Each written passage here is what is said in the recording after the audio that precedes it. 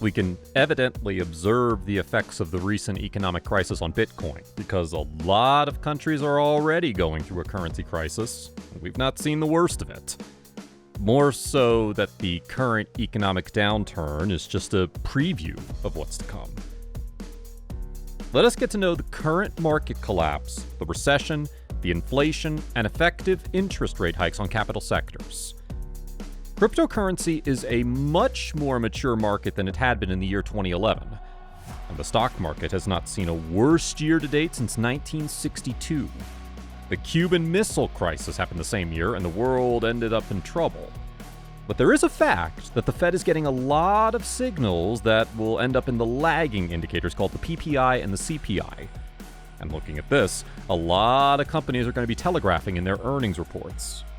Getting back to cryptocurrency, it has been an incredible month, and fears of systemic collapse have been present in the marketplace. So we've seen that Bitcoin, that had peaked way back in November at 69,000, and it dropped down to 19,500. And this is still higher than its pre-covered 7,000 to 10,000 range and is at its 2017 rates. What has to be noted is that it is below its moving average at 22,500, and there's some concern, and that's new resistance. The last 2 months that are May and June 2022 have seen significant corrections in the cryptocurrency markets. The market capitalization of all cryptocurrencies worldwide as of today is $949 billion, down from a record of $3 trillion reached in November 2021. Crypto markets have experienced a significant sell-off as a result of weak global cues, rising inflation, and interest rate hikes. Traders and investors are now speculating about whether the cryptocurrency markets will recover this year. The opinions of specialists in the cryptocurrency business vary on this issue. Crypto will definitely increase again, as pointed by various experts. The Carnage and BitcoinsForCards.com crypto winter ought to be finished by August 2022. Bitcoin may reach an all-time high of 70,000 by the end of the year or in January 2023. Aside from geopolitical unpredictability, there aren't many other compelling reasons why cryptography is becoming recognized for its value. Later in the year, government restrictions are likely to be a major force. Additionally, we have a lot of on-chain analytics which give us a sense of capitulation in the marketplace, and also a sense of what's going bad out there.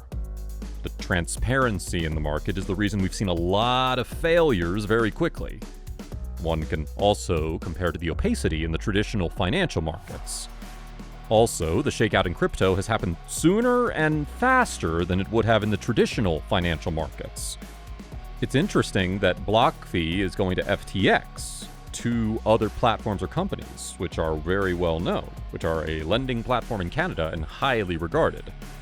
One of the most interesting dimensions to be noted is that a lot of countries do not want to depend on politicians to determine monetary policy. We have seen digital currency is used heavily in emerging economies, and it's been predicted that decentralized finance will eventually replace the majority of the current financial services companies. The financial markets and cryptocurrencies are becoming more correlated. Cryptocurrencies have reacted alongside the global financial markets, which have also been impacted by subpar global cues. According to experts, an impending economic crisis may keep making cryptocurrency markets unstable, because inflation will continue for about 2 more years.